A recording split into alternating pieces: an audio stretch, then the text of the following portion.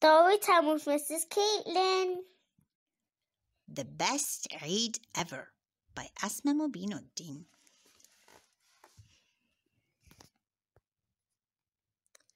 Aneesa sat in her bed looking out the window. Her parents were away at a Hajj pilgrimage and she missed them.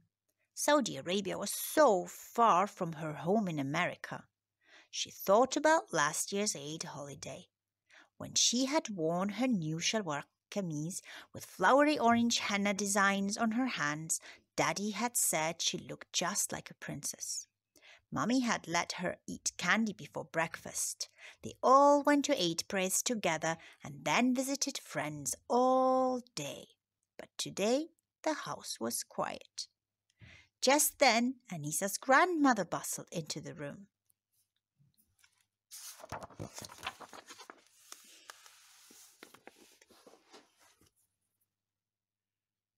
Aneesa, happy Eid! Nonni sat on the bed and greeted her granddaughter with a big hug and kiss. Time to get ready for prayers. Aneesa returned the hug and then slumped back on the bed.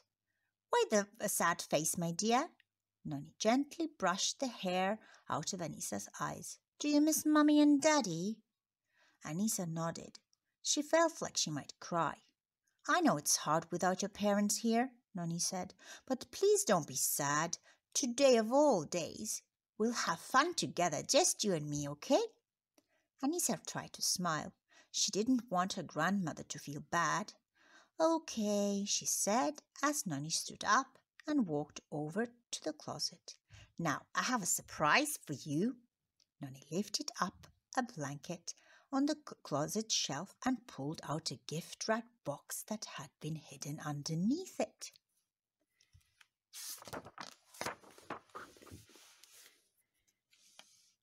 Aneesa pulled the ribbon of the box and opened it. Her eyes lit up as she saw beautiful Eid clothes from Pakistan. Pulling out the kurta on top, she ran her fingers over the soft, shimmering fabric and its gold embroidery and shiny sequins. Purple and gold bangles clinked together as Nonni unwrapped them. Handmade Pakistani shoes tucked in tissue paper still lay in the box. Nonni, I love my new Eid clothes. How did you know purple was my favorite color? Thank you. Aneesa hugged her grandmother. I can't wait to get dressed. There's still more, Nonni said, smiling as she pulled a bright red shalwar kameez and a silky yellow gharara out of the box. Each outfit had matching bangles and shoes. There are 3 sets of clothes, one for each of the 3 days of Eid. Now, which one do you want to wear to prayers this morning? The purple one. Nonni smiled. It will look beautiful on you. I'll iron it while you're getting ready. But first, I have to stir the lamb korma.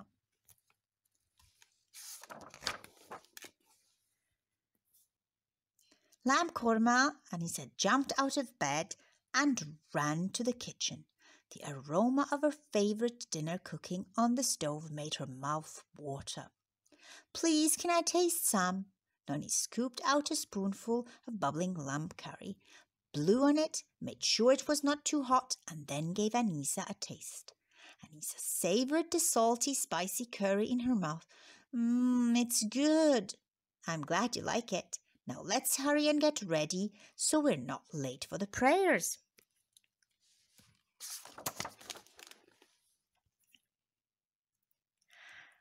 At the prayer hall, the Imam gave a sermon about the Hajj pilgrimage. Aneesa had a hard time paying attention because she kept thinking about her parents and wishing they were with her. After the sermon ended, the women and children in the women's section of the prayer hall folded their prayer rugs and greeted each other. Aneesa hugged so many people. The donuts on the back tables were quickly finished.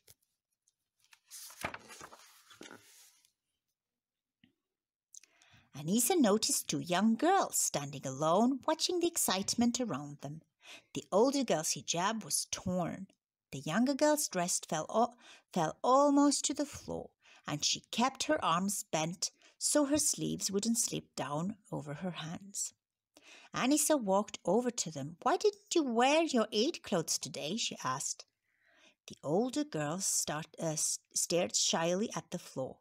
Seeing that her sister was not going to answer, the younger girl blurted out, "We don't have new clothes this Eid. We had to leave all our stuff and run away when a fire burned our house down." The older girl turned towards her sister. "Maryam, we have to be thankful the war can't get us now.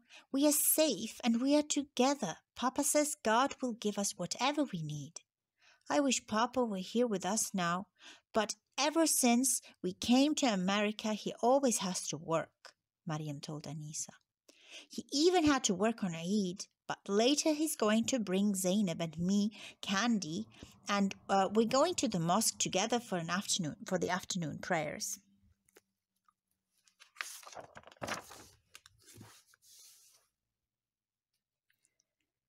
Before Aneesa could say anything, Auntie Selma pulled her into a big bear hug. "Aneesa, Betty, Eid Mubarak. My dear, happy Eid. You look so pretty, mashallah, as God has willed. And you and your Nonni come and visit me today, okay?" Aneesa was swept up by other aunties and friends in hugs, kisses, and greetings. While hugging Auntie Barak, Aneesa saw Maryam pick up a piece of donut on the floor. The girl looked around quickly. Then she put the donut piece into her mouth and licked the sweet glaze off her fingers.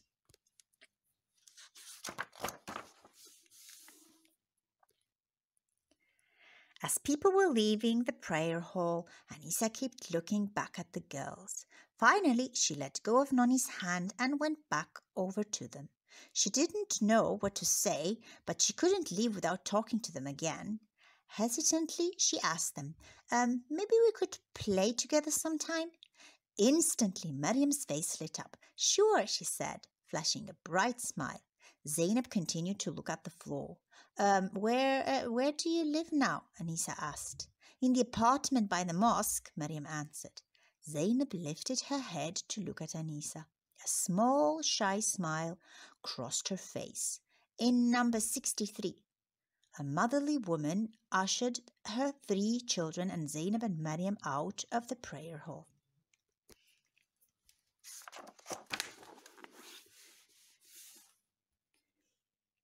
At home that afternoon, while Nonni was heating up the food for dinner, Aneesa told her about the girl she had met. Nonni listened quietly. "Sometimes when families leave their homes because of war or other bad problems, they have to leave behind everything they own," Nonni told her. "Many families have come to America as refugees, looking for a safe, good place for their children to live and grow up." "Does God help these families?" "Of course, my dear. God helps everyone." Nonni was stirring the curry. "But sometimes, not in the way you might think. Instead of just taking away the bad times, he might send good people to help through the bad times. Meanwhile, the families have to work hard and trust that Allah subhanahu wa ta'ala's help is always near." Nonni opened the oven door to check on the roti. "Do you remember the story of Prophet Abraham, his wife Hajar, and the baby Ismail?" Aneesa nodded. Mommy and Daddy had told her that many of the lessons of the Hajj pilgrimage were based on this story. Prophet Abraham's family trusted in God even in very difficult times, and God always took care of them. Nonni and Aneesa said a prayer for Zainab and Maryam's family. Then Aneesa told Nonni about a plan she had made.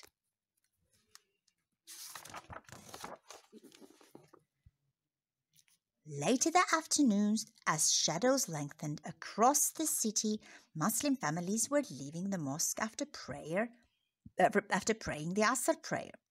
"Aneesa, sit quietly. Someone will hear you," Nonni whispered to her granddaughter as they crouched behind the bushes outside the apartment building next to the mosque. "Here they come. Duck down." Through the leaves they saw the 2 girls and a man stop in front of the decorated baskets neatly arranged on the cracked stoop in front of their door. "What's this?" In surprise, the man read the attached card. Happy Eid to Miriam, Zainab and their papa. Aneesa felt as if she might burst with excitement. Would they like the presents? Zainab and Miriam opened the baskets. Whoa, beautiful clothes. Look at all the sparkles on the yellow shirt. What a pretty red outfit with matching bangles and shoes. I can't believe this, the man said softly. Lamb and chicken, rice and vegetables, even dessert and candy. Who would have left all this? Papa, help us carry the baskets inside. Miriam was trying to drag a basket across the sidewalk. Put them down, girls, their father commanded. We don't take charity.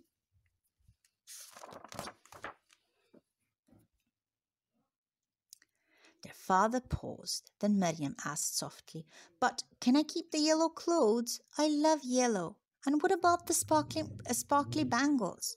No, my dears, the father spoke again. You know that a Muslim does not beg from others. But Papa, we didn't ask for them, Zainab pointed out. Papa didn't budge. I will provide for my family. There are other people who need this food and these clothes more than we do. Now let's go. Can I just eat this cookie right now? Aneesa could hardly breathe. What if they didn't take the gifts? As she leaned forward to see better, a twig snapped under her. What was that noise? The father asked as he turned around to face the bushes. Aneesa and Nonni ducked as his heavy footsteps approached their hiding place.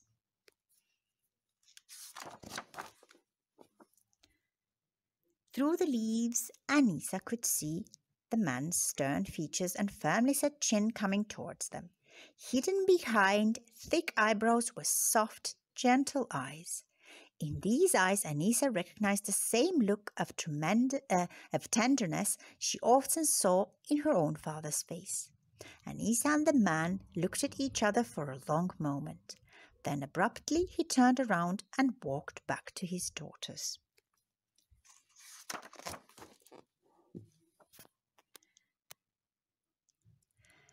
He knelt down on one knee and opened his arms. The girls wrapped their arms around him and Miriam climbed onto his knee. Papa, there's more food than we need here, she said, small fingers gently touching his cheek. Why don't we share it with the neighbors? And please, can we keep the pretty Eid clothes, please? Asked Zainab. Aneesa saw the man's face soften as he drew his daughters close to him. As he hugged them, he nodded. And he smiled at Aneesa and Nonni.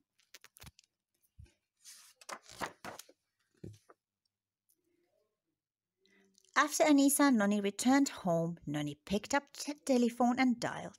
Hello, I'd like to order a medium vegetable pizza for delivery, she said. After she hung up, she shook her head. Eating pizza on Eid. My child, I have never had an Eid like this one. Me neither, Aneesa said. I can't wait to tell Mummy and Daddy about it. Later in the evening, as Aneesa and Nonni snugged up on the couch and ate pizza, they both agreed this had been the best Eid ever. The end. Barakallahu feek for listening.